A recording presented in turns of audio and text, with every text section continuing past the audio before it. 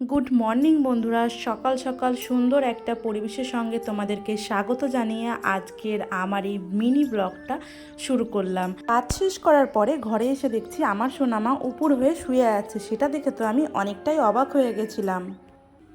দেখি দেখি, আমা মা গো, তুমি আমার মা?